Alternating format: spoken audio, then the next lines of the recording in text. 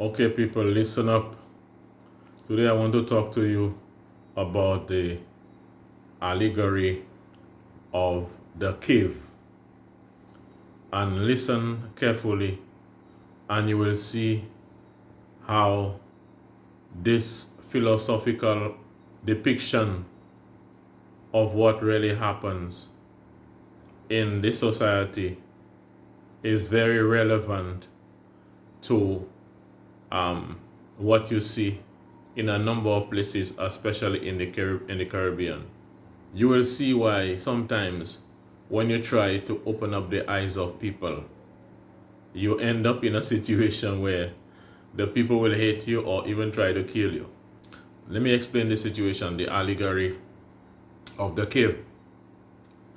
So, this is one, you will find this one in one of the books of Plato in the Republic. So basically, here's the situation. Here's the allegory. There was a situation where there was a cave and there was a prison in that cave. So the cave was a prison. Follow me, please. The cave was a prison and the people were chained in the prison. Okay? So that prison, that cave rather, was very dark. And so the prisoners were facing a wall. But behind them, at the back of these prisoners, there was a fire.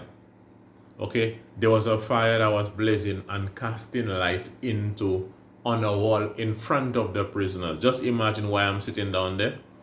And in front of me is a wall. It's a dark wall. But behind my back, there's also a wall and there's a fire.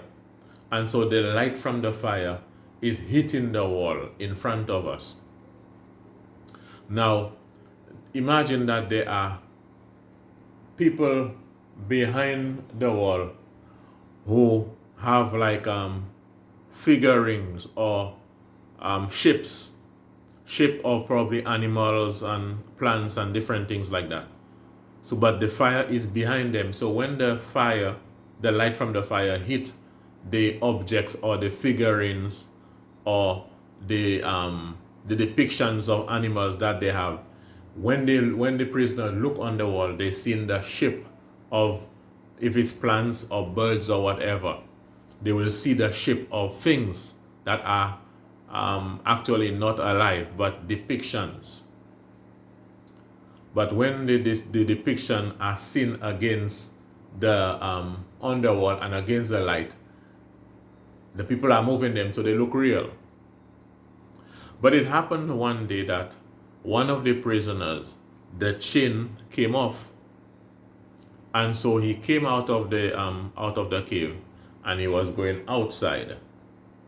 But the sun, he was coming from a dark place going into the light, so the sun was very bright in his eye. So when he looking at the thing that he was looking at before, and it's like it's still looking the way it was before, but it's looking blurry. Remember, he was looking outside and the sun was bright, so he cannot really see the things that are outside. He can still see the things that are inside in front of him, but they're looking blurry. But he can't see nothing outside yet because the sun is too bright in his eye.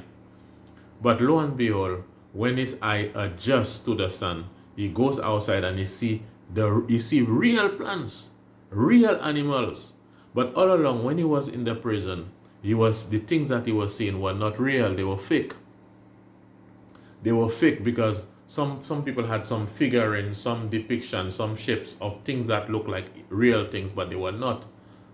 It was only against the fire on the wall they were looking real. But now this man escaped from the prison and he's seen real plants, real birds, real water and real things. So he's coming now back into the cave to tell the people, hey, you know that these things that you all seen on the wall are not real? The things, these figurines and these images you are seeing on the wall are not real. The real objects, the real plants, the real things are out there, not here. So the fellas that were in the prison and never saw the real thing, they started looking at this guy as if that guy is mad. What that man talking about? We seen the things in our eye. It is really in front of us. We seen it, and that man coming there like a madman telling us that what we seen is not real, and he saw better things out there.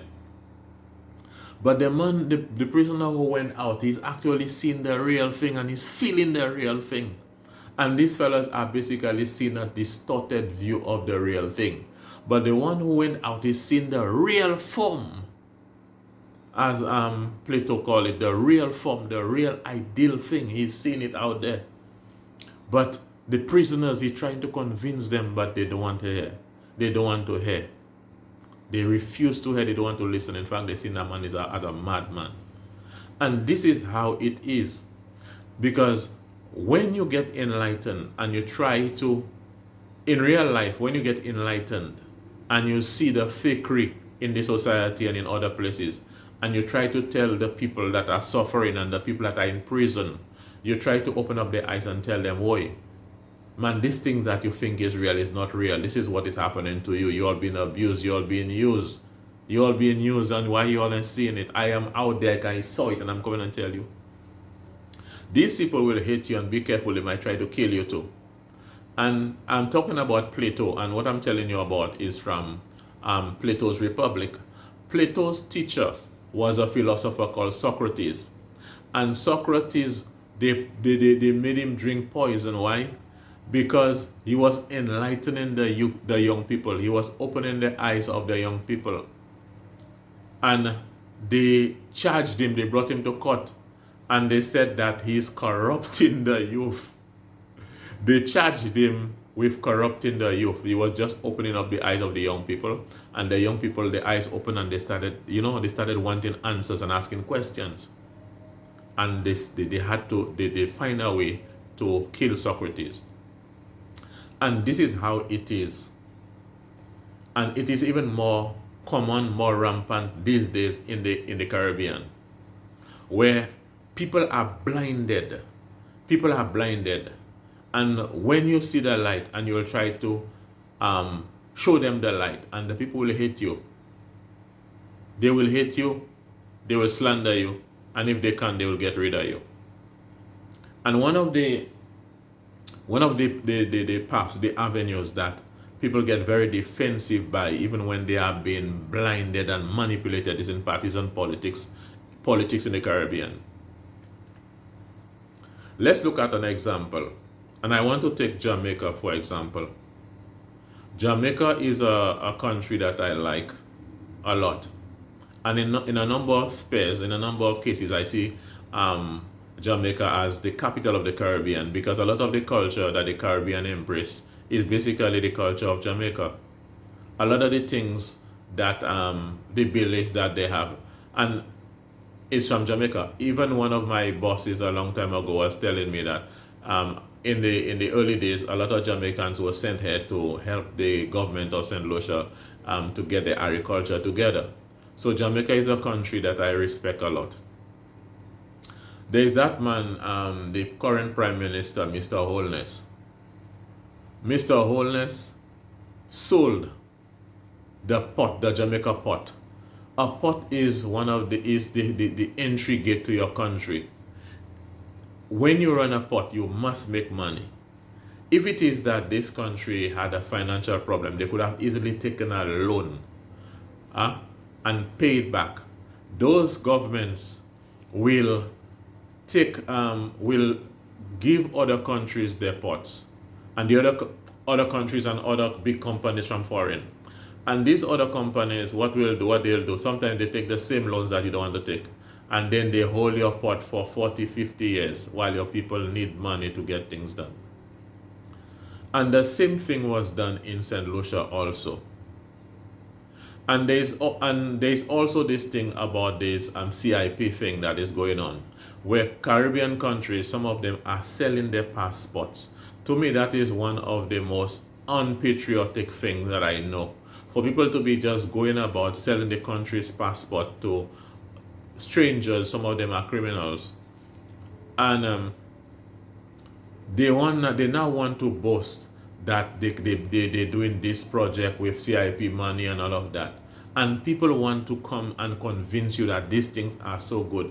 How can a country sell the best that it has to foreigners wholesale like that? And it is not a new thing, because even America have done it before. There is that citizen by investment where they encourage people to come and invest in America, but you must show a serious amount of money.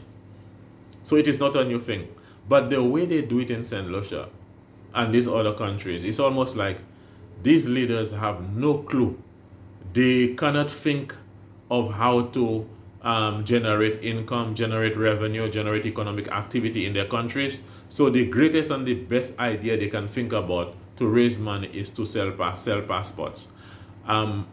Right now they have their countries importing almost everything from overseas. They do not even care about pushing agriculture in their countries, because their whole mindset is in selling their passport. That, to me, that is criminal, for us to be selling all these passports, these Caribbean leaders selling all this passport. When you enlighten the people to those things, which are truths, which are reality, these people will invariably defend their political parties, and they will hate you. They will try to get rid of you if they can, because they are the prisoners in the cave. They see only what they see, and they never get a chance to get out of the hole, out of the cave. They do not know what it is outside, what it is like outside. They do not know the reality of outside other countries. They do not understand the realities of how things are supposed to be done. So when you expose them to the way, to the light that you have seen, to the way things are supposed to be done, these people, just like the people in the cave, will think like something is wrong with you. And so I love this allegory of the cave that you see in Plato's Republic. It shows you why, even when people are being brought poorer, even when people are being denied basic amenities and resources in a country, these very people will insult you, disrespect you, and even harm you when you're trying to open up their eyes. So the allegory of the cave is one that is very, very, very pertinent to what we see happening in some of these Caribbean countries. Keep the fire burning.